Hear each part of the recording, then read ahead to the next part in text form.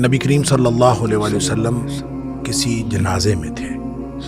اور قبر کی تیاری میں بھی دیر تھی، تو جیسے سب انتظار میں بیٹھ جاتے ہیں، تو نبی پاک صلی اللہ علیہ وسلم نیچے بیٹھ گئے. آپ کے ہاتھ میں ایک چھڑی تھی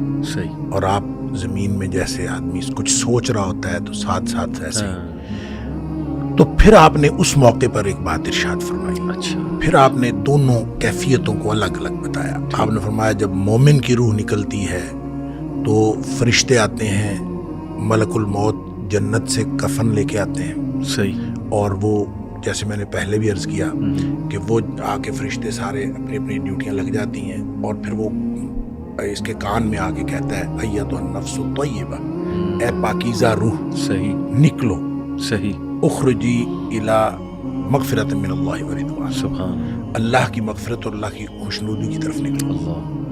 تو پھر وہ تو فوراً نکلتی ہے نا، مطلب اس کا مطلب وہ تو خوش ہوتی ہے، وہ تو نکلنے کے لیے پھر دیر ہی نہیں لگتی. اور وہ جیسے پانی کی مشک بھری ہوئی ہے تو بند کھول دیا جائے، تخرج تسیل کما تخرج القطرۃ من فی السقا، وہ نکل جاتی. تو دوسرا جو ہے، جب وہ مومن کے علاوہ کافر اور منافق کی موت کے لیے جب فرشتے آتے ہیں تو نبی کریم صلی اللہ علیہ وسلم نے فرمایا وہ جہنم سے بدبودار کفن لے کے آتے ہیں. اب اس طرح ڈیوٹیاں لگ جاتی ہیں، سب بیٹھ جاتے ہیں، تو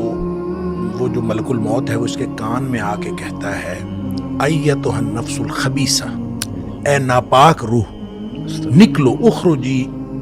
باہر نکلو، الی سخط من اللہ وغضب، اللہ کی ناراضگی اور اللہ کے غضب کی طرف نکلو. اللہ کی ناراضگی اور اللہ کا غضب تیرا انتظار کر